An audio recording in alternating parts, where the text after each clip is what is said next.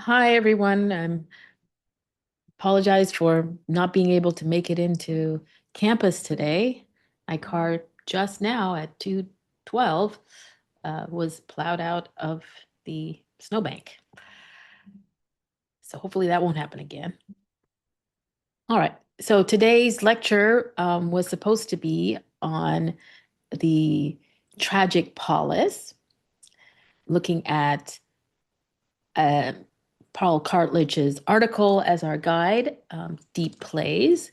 And so we'll pick up with that. So we're going to examine the intersection of tragedy and Athenian democratic state. So looking at drama uh, as democratic practice in classical Athens.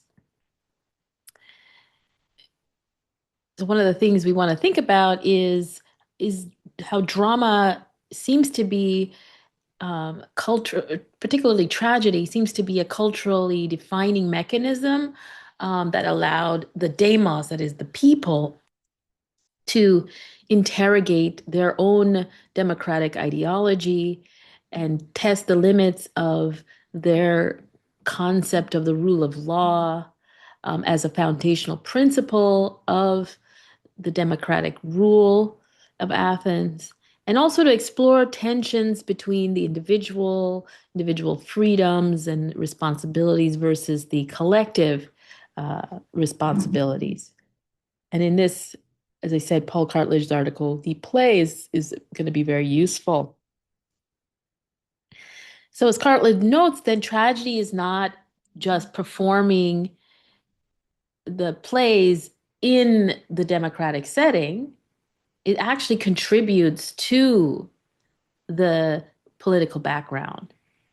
Um, it's part and parcel. So tragedy is part and parcel of what it means to be a democratic society and also an Athenian citizen up until the point when the democracy is shut down. So last time we were talking about how Aristotle, who's in the fourth century, and he's defining tragedy, and he's looking back at the fifth century, and we criticized him for ignoring the explosion of tragedy that happens in his time period and going forward.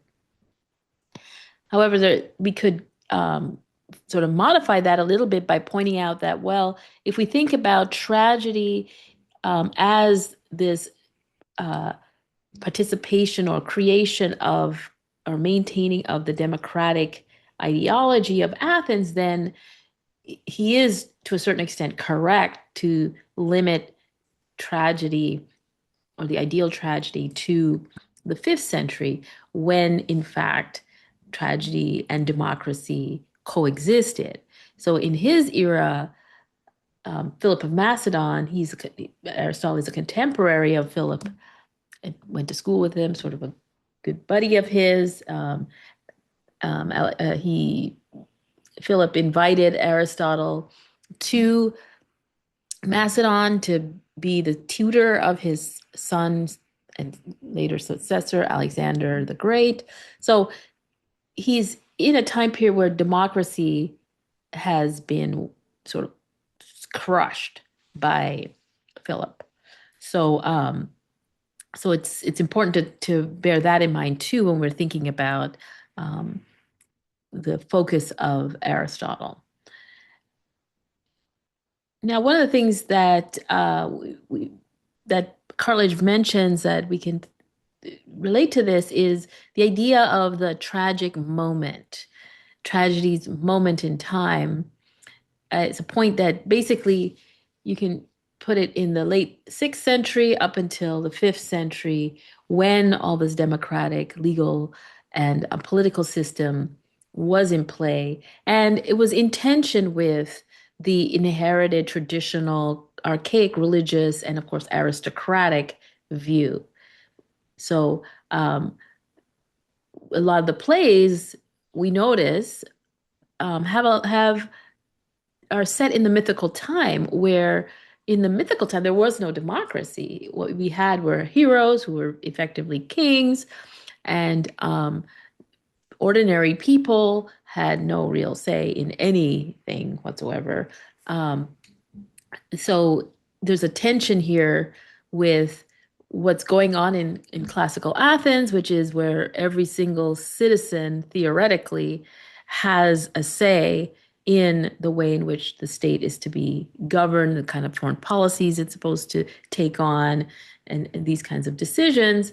And it's sort of put in contrast with the mythical world where the average person has no say whatsoever.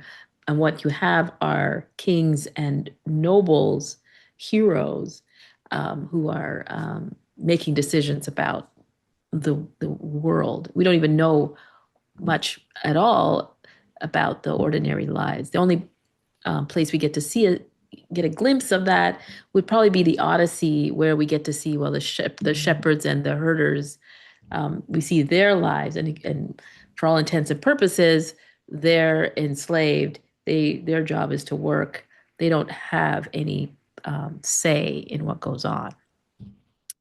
So, so there's this tension then between the archaic, aristocratic, royal way of thinking and the current fifth century democratic system where the demos, the citizen body as a collective, contributes to things. So let's look at this concept of the deep play that Cartledge adopts from anthropological work, particularly the work of Clifford Geertz, who studied Balinese cockfighting and its cultural context. So Cartledge argues that Attic tragedy was not merely a leisure activity in the same way that cockfighting in the Balinese context was not a leisure activity, but it was this mass social phenomenon that was culturally central to defining what it meant to be an Athenian citizen. So theater in Athens then is considered very important, so much so that it couldn't be limited to the experts, but citizens had to participate in it in various ways. So it functioned as a process, quote unquote process, in civic life. So blurring the boundaries between political and artistic reality. And now, when we look at tragedy from this perspective, we should start to notice that, well, in general, art is never really apolitical, unless, of course, it's your own private piece artwork that you did for yourself, and you have no pretensions of showing it to the world. Art is political. It makes some kind of statement, and especially when you're talking about storytelling. So here we should, when we talk about the blurring of these boundaries, well, the boundaries weren't very well defined to begin with, is what I want to get at. That art isn't something completely separate from politics. But in Athens, what you get is that it's much more intermeshed with the politics. Is probably a better way to think about it. So Cartledge also posits that Athenian political life is in itself deeply theatrical. So on the one hand, you have theater, which is enmeshed in the political life in terms of it reflecting the political dynamics of the state, the contributions of the citizens. It reflects the citizens'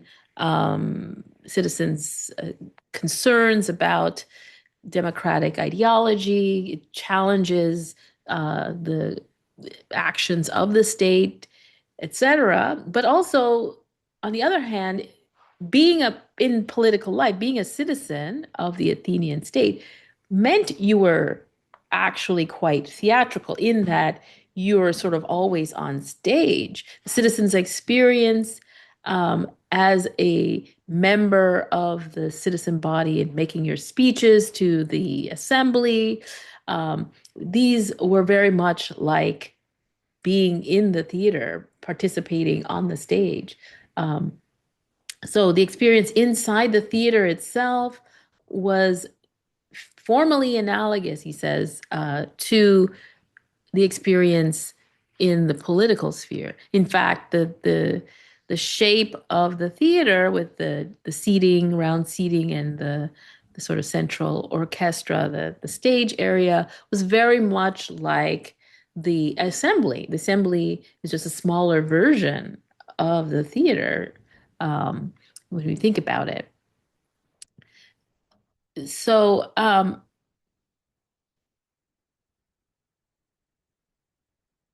when we move on then to this institutionalizing of this, the democratic lens is what one way of thinking about it.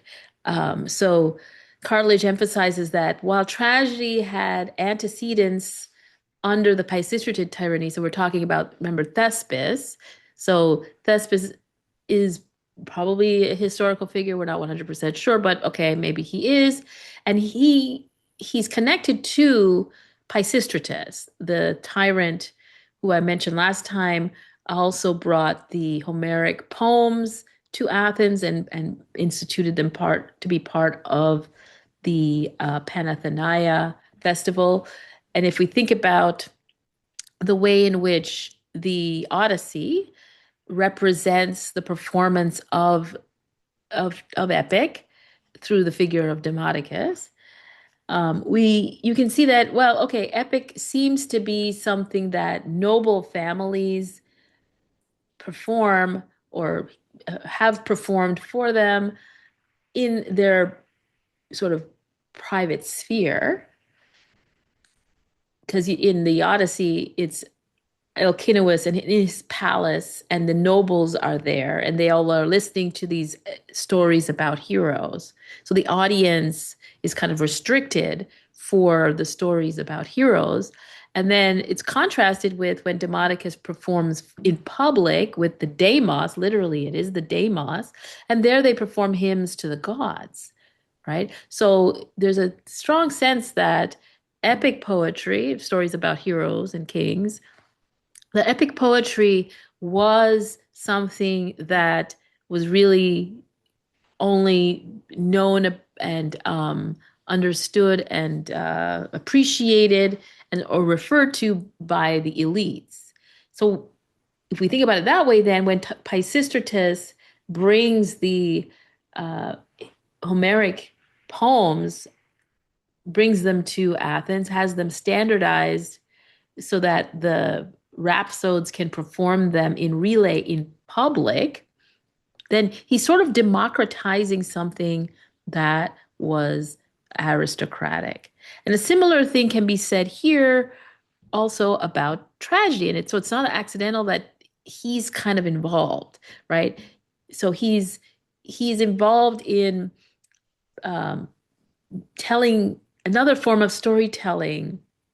This time it's tragedy, and that is again facing the demos. So of course, this can be a nice vehicle for his propaganda to justify his tyranny. But we should think about the this role of Pisistratus as a sort of agent of the cultural scene that is meshing cultural things like storytelling, whether it's epic or tragedy, into the fabric of the political sphere. So the democracy itself, after comes into being after the what we call referred to as the Cleisthenic reforms, which are sort of in response to Pisistratus. And after the fall of the Pisistratid tyranny, then we have these reforms that create the democracy, give power to the male citizen, and instead of keeping it in the hands of the oligarchs or the elites. And a part and parcel of that is the tragedy as a state-sponsored education system. Uh, One way of thinking about the oligarchic critique of tragedy having to, uh, Cartledge mentions the old oligarch and his grumpy complaints about what's going on. The state is going to hell in a handbasket because of the democracy, and his complaint about having to pay rich citizens having to pay for the plays and fund the entrance fees of the riffraff, et cetera, that whole line of argument. One way of thinking about that or comparing it to something in our modern world is compare it to complaints about public education. A lot of rich people don't believe in public education. They don't think that they should have to pay for the education of ordinary folks. They're paying for private school for their kids so that their kids can go to private universities. So why should they have to pay to have you or me, the ordinary welder's son, go to University of Buffalo? You might wonder uh, what's going on there. It's a similar argument that is made. Well, if we want to have a citizen body that is educated enough to make rational, good decisions within a democracy, then they need to be educated, and the state should support that. So this is precisely what's going on in 5th century Athens, where the idea is that the tragedy or the dramas, but particularly tragedy, is to educate the citizens in the practice of democracy, making them citizens through the tragedies. And so they want to institutionalize it. And again, this is probably a leakage or legacy coming from Pisistratus, who, as a tyrant, instituted this. But then, when it becomes the democracy institutes this as a institution of the state. So we need to be funded, and so it's sort of like a tax, not really a tax, but it's a liturgy that the rich folks, wealthy people, the few wealthy people have to contribute to the society to make sure that everyone can be able to attend these plays. And also, they're high quality as well. So there's a parallel here between the attendance in the tragedy to attendance at the plays and attendance in the assembly. As I said, there's a very similar physical space, like the tragic stage and its audience seating area is very similar to what the boule or the pnyx might look like in terms of road seatings and a sort of stage for the orators to speak and people listening and voting up and down, etc. So there's a sense of assembling together, and watching or listening to someone speak is important in the concept of democratic thinking for Athens.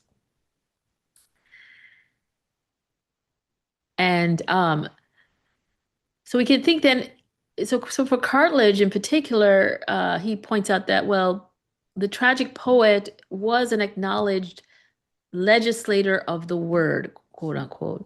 And this is because most citizens receive no actual schooling other than basic literacy. So you needed to be able to read and write.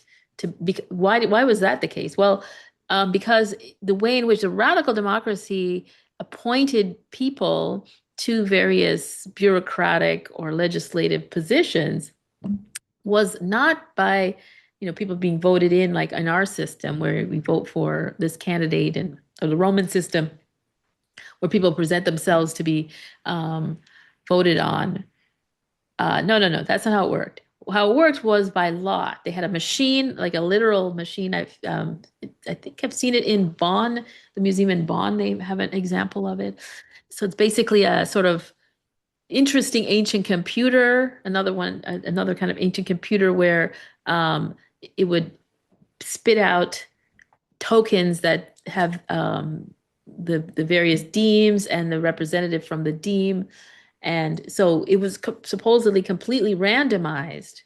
So that's so that would mean then that, the guy that's really a shoemaker or the guy that's really a farmer needs to know how to read and write in order for him to take up the position that he might end up getting at some point in his life as a member of the state.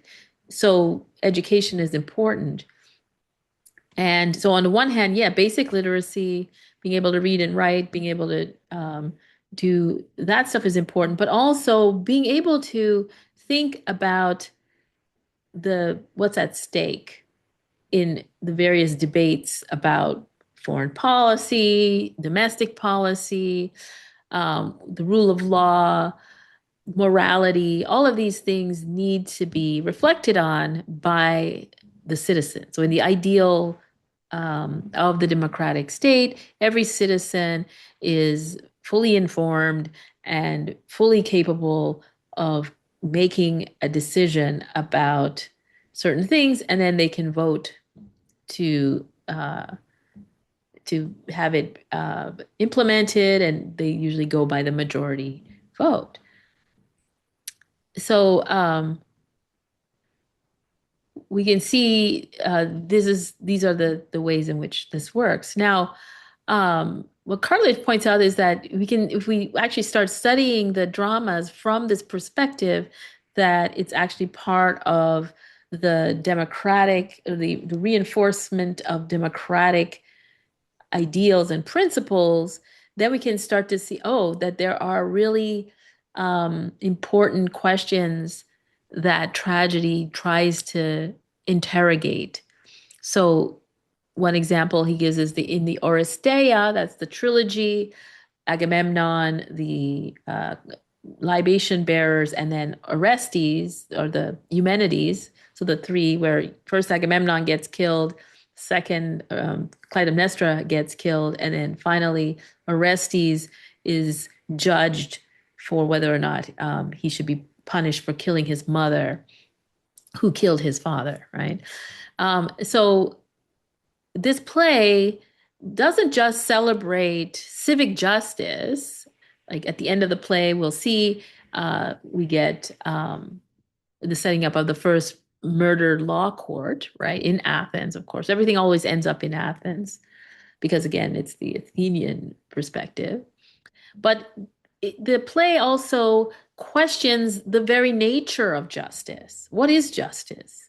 Is revenge justice? So when um, is it justice when Clytemnestra, who is very angry and probably rightfully so, that her husband murdered their daughter in order to get the fleet to leave to go on the war against Troy.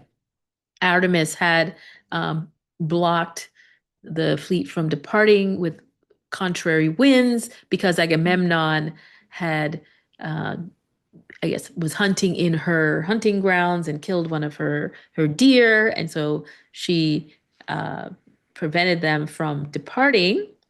And then, in order to get the winds to be pacified, she insisted that a virgin be sacrificed. And he thought, okay, well, it'll be his daughter, and he tricks his daughter to be sacrificed, and of course, that Clytemnestra finds this out and is very angry. So he does something that would appear to be unjust, and she does something to punish him for that, to gain retribution for that. So is that justice? That's one question. Then killing your husband, killing a member of your family, that's bad, right? So in the second play, you get her son feels that he must avenge his father, and that's the Odyssey. It's a major part of the Odyssey as well. Avenging, yourself. Vengeance is vengeance a part of justice? That's another question we could ask. And so he kills his mother, but then that there's another kind of crime, which is kin killing. Killing your actual mother is horrific. And so which is the more guilty, which is he more guilty of? Which is the more just crime, right? So the play actually asks us to worry about the relationship between different laws, right? Is it the law of killing your child? The father killing the child is somehow more okay than the wife killing the husband. The the son killing the mom is somehow more okay than the mom killing the husband. Like all these different questions about, well, what happens when there are these sort of competing claims of justice, right? He also mentioned Sophocles' Antigone as another one where you have the rule of law, right? That's a major part of the democratic state. The laws, everyone is equal in front of the laws, and that the laws are above men. And then there are the laws of God or morality. Sometimes laws don't actually map on, sorry, don't synchronize well with notions of morality. And so here you have the Antigone play questions that. And so so we can look at, when we look at the plays, we can ask these questions about, well, what are the democratic principles that are in tension here, that are being questioned? Also, another aspect of these plays is to sort of stage the other, is one of the things he points out. So rather than taking the position of Agamemnon, who is the hero, the male hero in, say, the Aristeia, it takes the position of the woman. Now, there's a lot of work been done to think about how these plays construct the other through the representation of women and foreigners on the stage, sort of imposing a particular construction or idea about what a woman is or what a foreigner is. And that's definitely at play here. And there's also an attempt, presumably, at trying to see the other perspective, especially in the play that we're going to read first, which is the Persians. To what extent does the Aeschylus, when he puts on the play The Persians, to what extent is he trying to teach his fellow citizens empathy for the Persians? And or is there something else going on, right? Certainly in the presentation of female characters, there's, to a certain extent, a representation of, or an attempt to represent female perspective, but it is hardly an authentic female perspective. Like, it's not written by a woman.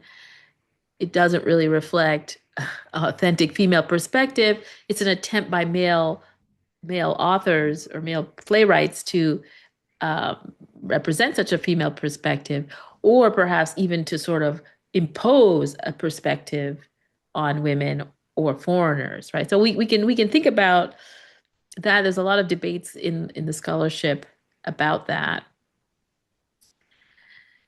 So ultimately, though, the way to think about the plays as part of this politics of tragedy, we might think, is that it's probing and unsettling the sort of foundational ideas of democratic society.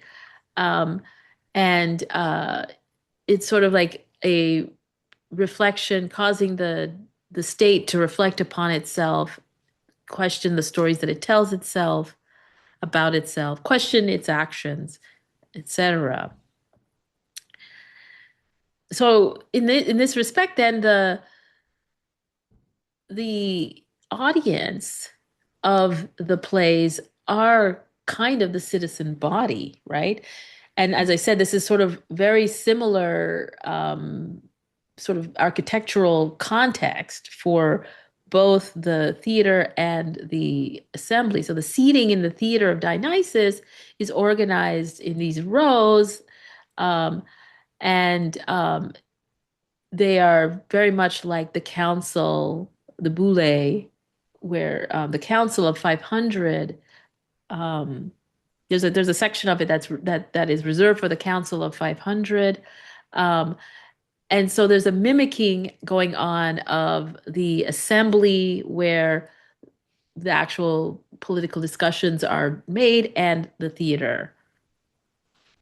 Um, there's a sense that the assembly and the theater space put the citizen on display, either in this sort of fantasy world of the stage or in the actual sort of staging area where the orator stands up to speak to the rest of the citizenry. So any citizen who's listed in the roles um, can claim this claim money from this theoric fund to participate in the theater, and that is show up, pay the fee. So if you're too poor to afford the attendance, you're sort of encouraged financially by the state to participate.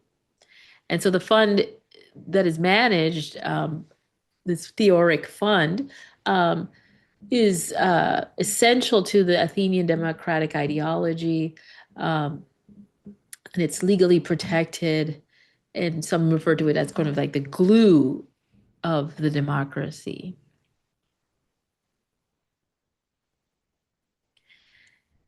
Now, one of the things that can encourage the rich citizens to participate is the idea of competing amongst the elites, right? Because this choragia, so that's the funding sort of is the setup for funding these plays, right? Is the choragia, and these come as a kind of form of taxation on the wealthy people.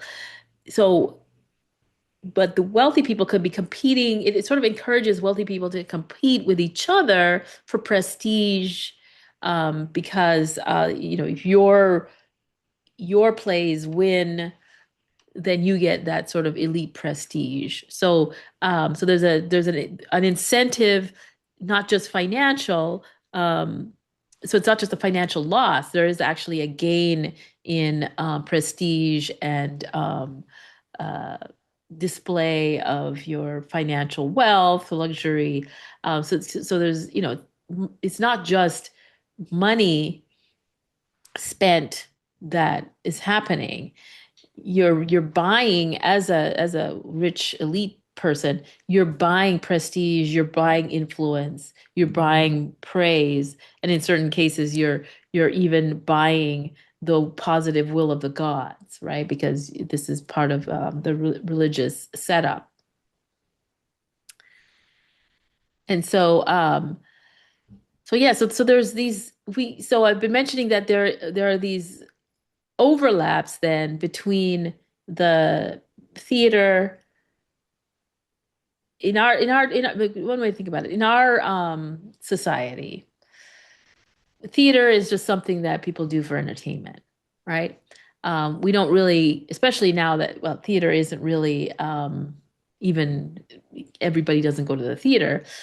Maybe we could, look at, like, I don't know, Instagram or something like that as maybe similar, um, in terms of its everybody has access to it. But in Athens, yeah, the boundary between the theater, the law courts, and the assembly. So the theater is and supposedly entertainment, but education. The law courts, where again, the law courts are, we have juries made up of 12 jurors. Well, their jurors were like 500 again. So they're used to massive juries again. So another way in which the theater and the court is similar, because you have, again, crowds of people listening to the arguments being made by both sides in the law court.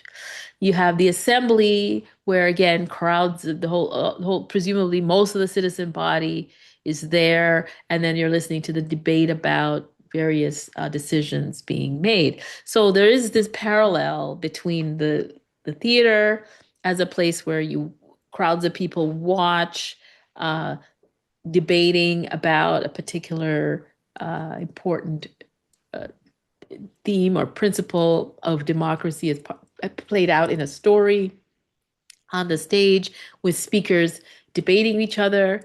You have the law courts, where you have crowds of people, citizens, many of whom are poor and are paid to be there, and they listen to the various cases. And then you have the assembly, where, again, everyone is there and they listen to the debates about what to do in the war or this or that, right? So there's a seamless similarity among these aspects of the democracy there. So there's a sense in which the actors and the orators and the speeches that the defendants and the prosecutors have to make in the law courts are all sort of a piece with each other, right? And I mentioned that part of in the last lecture, that one of the issues of defining tragedy is, rather than thinking about it in terms of trying to come up with what makes tragedy by itself, but rather seeing tragedy as cannibalizing other genres. Certainly, one of the other genres that tragedy absolutely cannibalizes is oratory. A lot of the characters are engaged in forensic argumentation, arguing as if they were in the assembly, arguing as if they were in the law courts. So, and a lot of the training that various speakers take on to be very good politicians or lawyers, or lawyers in the sense of they writing speeches for clients. These show up in the plays, and so, again, there's a seamlessness between the political, legal, and entertainment slash tragedy areas there, that it's really hard to disaggregate them, yeah, to see them as together.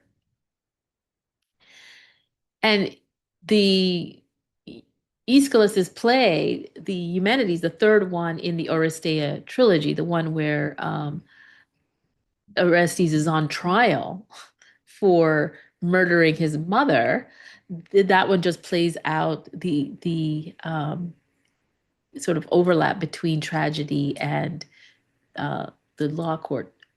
On It just completely overlaps it, and the story ends up being the foundation, the origin story of the Areopagus Council. So the Areopagus is the hill of Mars, where they judge murder trials, right? And so that becomes the origin of it, is is this story. Now, which is interesting because, of course, the Athenians don't really have any real connection to the Trojan War story, other than that they have gotten the Homeridae to write a version of the Iliad and the Odyssey, and it's performed regularly now in the Panathenea festival.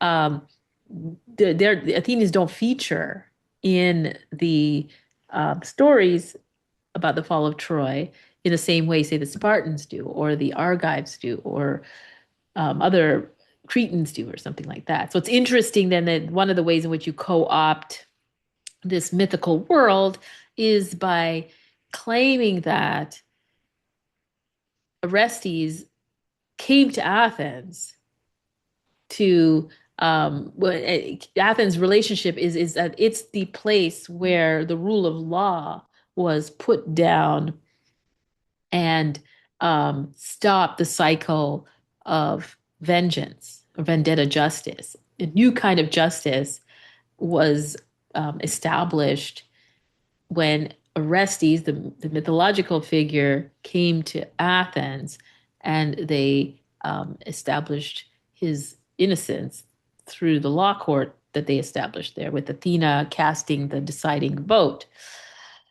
So, yes, there's definitely ways of looking at or reading the plays with the democratic ideas, the foundational ideas of democracy at the heart of what the play is really trying to interrogate.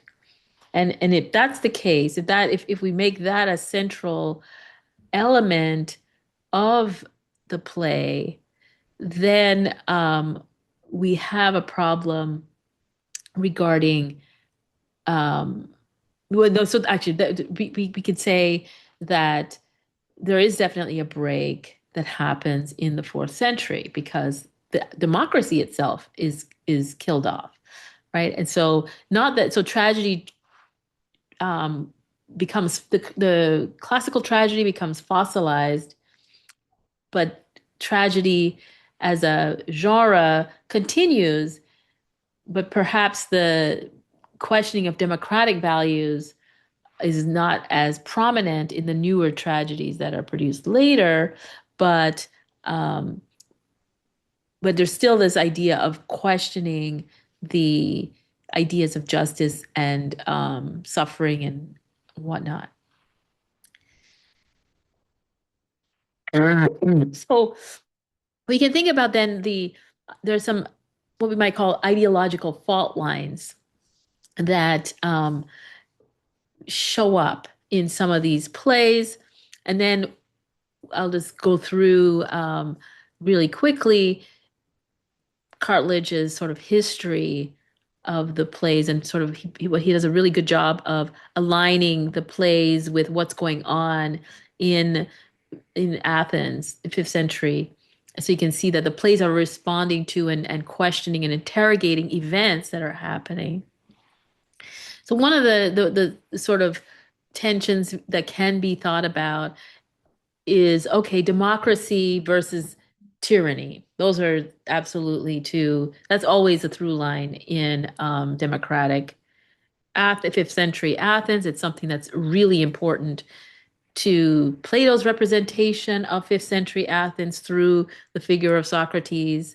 Remember that Plato is actually writing in the fourth century, early fourth century, but most of his dialogues are actually set in the fifth century during Socrates' life. And usually Socrates dies in 399 BCE, so he dies right at the beginning of the fourth century.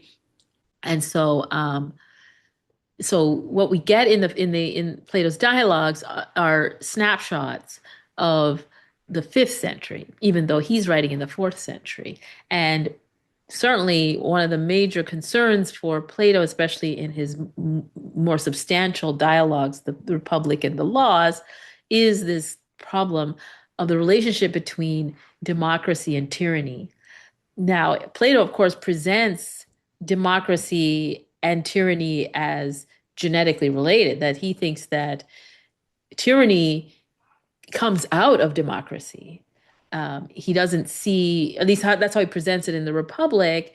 He sees certainly a particular kind of democracy that the Athenians are into in the fifth century that was prone to producing tyranny, right? And tyranny, uh, the idea of he has this idea of excessive freedom. Now, it's unclear what he means by that, um, and we'd have to explore that in a philosophical a course on philosophy. But what he does seem to have is a breakdown of the rule of law in terms of uh, excessive excessive freedoms, where the possibility of taking someone to court for violating the law overrides moral concerns, right? So basically weaponizing, we could talk about lawfare,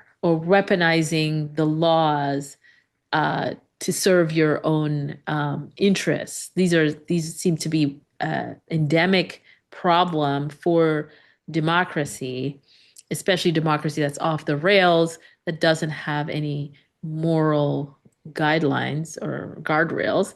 And so the tyrant emerges out of that as someone who can be flattered, someone who can be whose basest instincts can be used to um, get him to lead the people, um, and but in the end, he ends up enslaving himself, but also everyone else. That's what Plato will tell us in the Republic. But in general, though, there is this problem, right, of tyranny being the one person rule where they have absolute power and therefore enslave someone. And how is that different from the Persian king, where in fact everyone in the Persian court is willingly enslaved to the king? The king is the only one who can execute everyone. But in the Persian system, apparently the king is subject to the laws. And on the other hand, this idea of the demos, the population, regardless of status, but the citizen body um, as the ruler. So that's a major tension that we can look at. Also, the question of the marginalized voices, the voices of the women, the slaves, the foreigners, uh, even children. They don't have a, a specific voice in the democratic state, but they're presented on the stage as having a voice. And so, is their voice that the playwright is giving them, is that their authentic voice, or is that something we would want them to say, right? We're just using them to filter a particular understanding of the marginalized, what the marginalized should say in this situation, as opposed to what they actually would say. Um,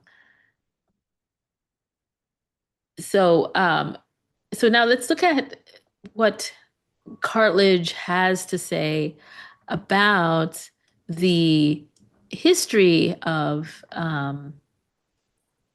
the how the plays map on, right? So here we can see that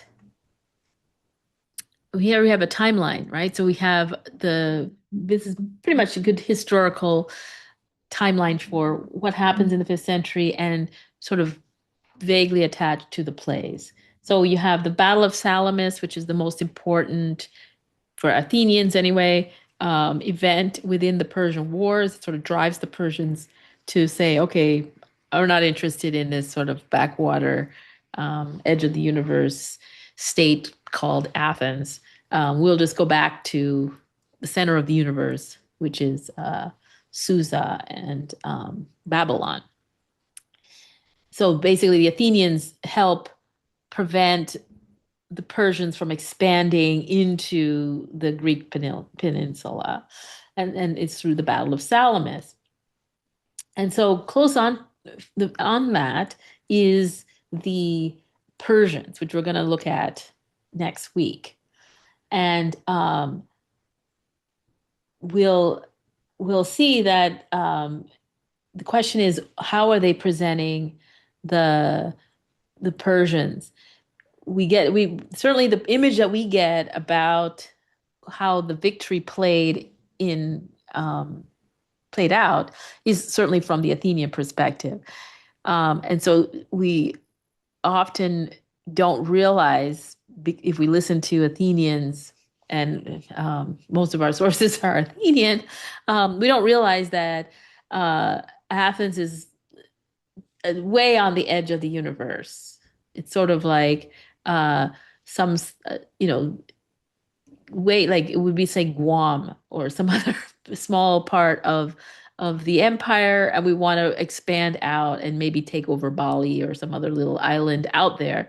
And the only reason the Persians seem to want to have control is because the Athenians and the Spartans are interfering with the Greek states in on the what we call Asia Minor, where they have control over. That is their territory. And the states in Asia Minor are calling on the Greeks to help them out with the Persians. And so the Persians are figuring, well, we could just stop this whole problem of these states on our edge from revolting by getting the folks that they're trying to get as their helpers, bringing them into the empire as well. And that whole thing fails. But from the Athenian perspective, it's like they took out the Persian Empire, right? And, which is ridiculous as a concept. They did not. So, but anyway, well, we'll see when we look at it. But it does. So the play responds to this and tries to get people to think about the empire and its relationship to each other. Then we have there's civil stasis. Like stasis is civil war or on the brink of civil war in usually political factions. Factionalism is part of that. People trying to reform, people resisting the reforms, all these tensions that were happening in the 460s, and the Eumenides play seems to respond to that. And that's the play where we put down all vendetta ideas about justice. Then we get the Great Plague happens under Pericles' watch. And so there's almost in the same year is the Oedipus play, which is, of course, begins with a plague. And so we can worry about, well, is that responding to perhaps Pericles' blindness to the sort of consequences of his grand plan, in keeping the Athenians. Let me explain his plan. So his plan. So when he and the Athenians and the Spartans are at war, the Spartans are great as a land force. They are hoplites, and so their warfare method is to come up to the city, burn all the farmlands, force everybody to come out of the city, the citadel, and fight them so that they can have their food supply, right? And then usually the Spartans would win in that particular case because they're better on land. So the Athenians are very good at the sea. They developed their navy. They developed it out of the Salamis issue, right? So they developed the navy, and now Pericles has the brilliant idea that, okay, well, we can stave off the Spartan attacks by just not caring about our land, right? So we'll force all the farmers and the people who are agriculturalists, bring them into the city, and we'll get our food from our allies. We now have all these overseas allies. We have ships, and we can get our food in. And the Spartans can't do anything about it because the Spartans don't have any naval capacity, and they can't get any naval capacity because we control the sea. So they can't even learn how to gain naval capacity because the minute they build a ship and put it out to sea, we can blow it up. So this is the plan. And this is how the Athenians sort of sustain their empire while they're even at war with the Spartans for so long. It's a long, drawn out war. And it's all fine and dandy until one of those ships that comes from overseas is full of the plague. And then and it spreads rapidly into the city because, of course, you've brought all these people that used to live in the countryside and forced them into the city, and the city's overcrowded, and there's the plague, and people start dying in droves. So this is so this the Oedipus is thought to look at that question about questioning obliquely Pericles' rule and his decision, which seemed good at the time, now has immediate consequences, right? So that's that one. And then you have the massacre at Milos. So a couple of instances where the Athenians have now troublesome allies who don't want to. One case that the Athenians have troublesome allies, they don't want to actually pay tribute or whatever it is, and Athenians punish them. In the case of Milos, Milos is a neutral island, and they don't want to be on the Spartan side, and they don't want to be on the Athenian side. They just want to stay neutral. And the Athenians say, no, no, no, no, there's no neutrality. You need to be on our side. You need to pick a side, and you need to pick our side. The Melians decide they're not going to, and then the Athenians take them out. And they basically wipe out the whole population. They enslave all the women and children and kill all the men. And after that decision, everybody's very upset. Like the Athenians themselves are ashamed and upset. And then, of course, they have the international condemnation that continues on well after that. It's their massacre of Milos is pointed to as a massive, horrific decision. So the Trojan Women then is the play that responds to that, right? Where fall of Troy, wiping out of a whole civilization, and trying to present it from the perspective of the weakest in that, the victims ultimately of that society. So that's another one. And then, of course, the Athenians lose the war. With the Spartans, because the Spartans eventually get help from the Persians and therefore have a fleet now. The Athenians also overreach their empire and try to conquer Sicily, and they get wiped out there. And so eventually the Spartans impose a tyranny on them. So there's the so-called 30 tyrants who, ironically, a lot of them are connected to Socrates. It's going to come back to bite him later.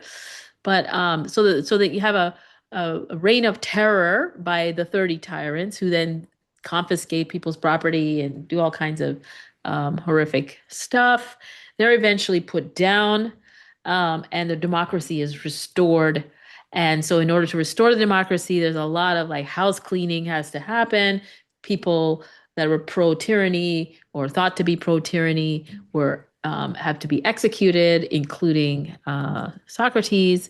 And so you have this whole reestablishment of the democracy. And so again, the restoration of the democracy in 203, there's an assumption that, okay, Oedipus at Colonus is because that one Oedipus ends up in Athens, or at least in a suburb of Athens, and becomes a protector of Athens. When he dies, he becomes like a special hero cult and protects Athens. And so that play is thought to be responding to or communicating with that event. And so in many of these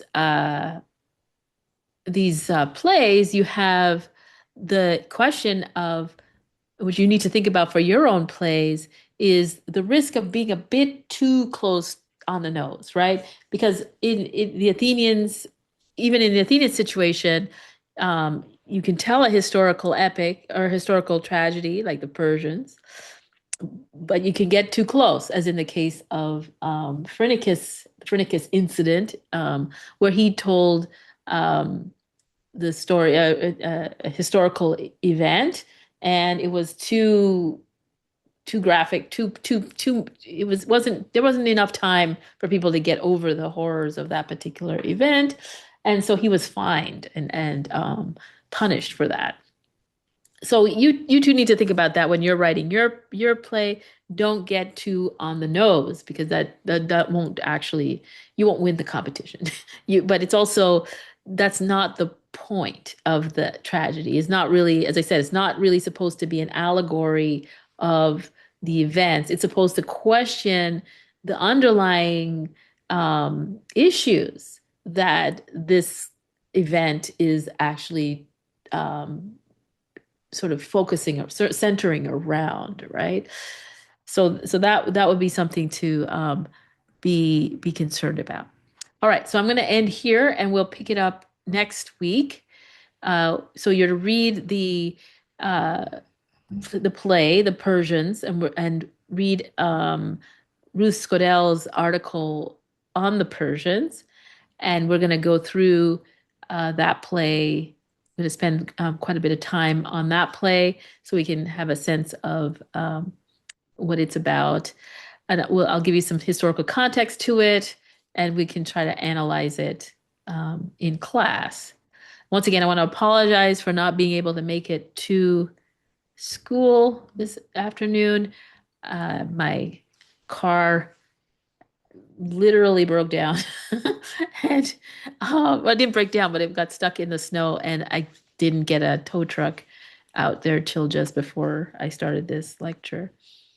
All right, so have a great rest of your day, and we'll see you later.